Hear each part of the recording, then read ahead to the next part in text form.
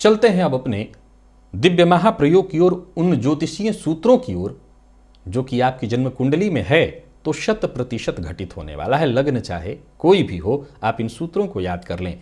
अगर आपकी जन्म कुंडली के 6ठ भाव, जिसे रोग, रिपु और ऋण का भाव कहा गया है, यहां पर यदि चर राशि बनी हुई हो, आप राशियों के बारे में तो जानते हैं, चर स्थिर द्विस्वभाव, इसे उंगलियों पर आप गिन सकते हैं। चर स्थिर द्विस्वभाव, मेष, वृषभ, मिथुन, इसी क्रम से आप सभी राशियों को गिनिए।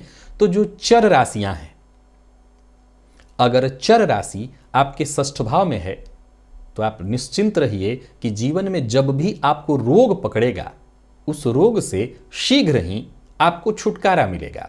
अब ये अलग बात है कि ऐसी स्थिति में शुगर किसी को हो जाए, ब्लड प्रेशर किसी को हो जाए, वो तो रहेगा, लेकिन अगर हम ऐसे सामान्य रोगों की बात करें तो रोग जितना जल्दी आपको पकड़ेगा उतना जल्दी ही रोग से आपको मुक्ति मिल जाएगी, अगर चर राशि 6ठ में है।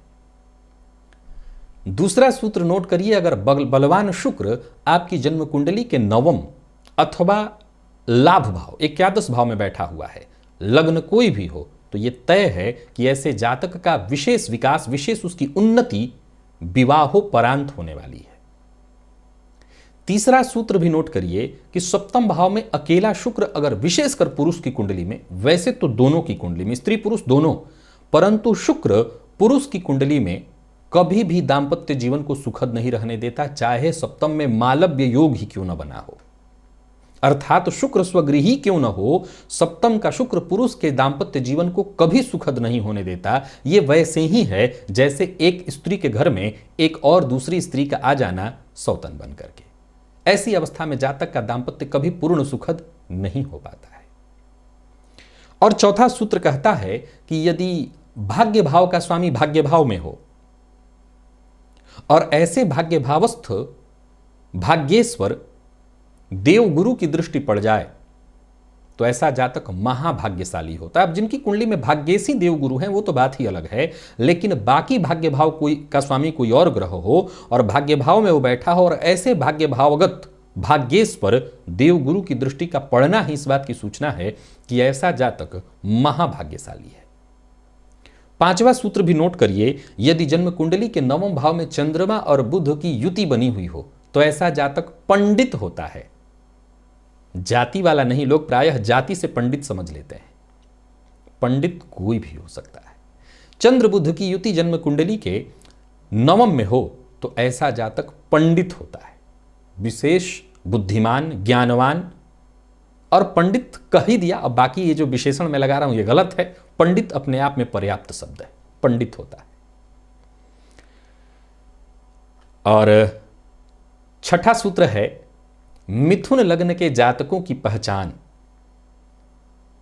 मिथुन लग्न के जातकों की पहचान अगर करनी है तो उनके विशेष, चूंकि कुछ मामलों में, अब जैसे उनका चेहरा भरा भरा होता है तो ऐसा चेहरा कन्या का भी होता है। मिथुन लग्न के जातकों की जो पहचान है वो उनकी हंसी में है, उनकी हंसी से उनको पहचाना जा सकता है। यहां गौर करिएगा कि कन्या और मिथुन दोनों की हंसी लगभग एक जैसी है, परंतु मिथुन वाले की जो हंसी है उस हंसी में थोड़ा व्यंग है, थोड़ा ज्ञान है, थोड़े ज्ञान का अहंकार है, व्यंगात्मक है।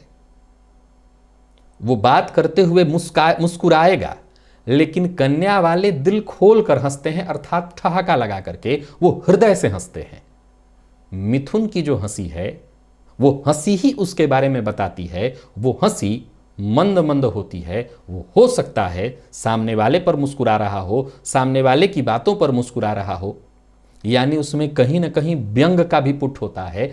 और आम परिस्थितियों में अगर अच्छा कहना चाहते हैं तो कह दीजिए कि ऐसा जातक जो मिथुन लग्न का है उसकी मुस्कान ज्ञानियों वाली है, अर्थात ज्ञान से परिपूर्ण मंद मंद मुस्कान, हर बात में मुस्कुराते हुए ही बात करना, ये मिथुन की पहचान उसको अलग करती है कन्या से। आप घटित करके देखिए।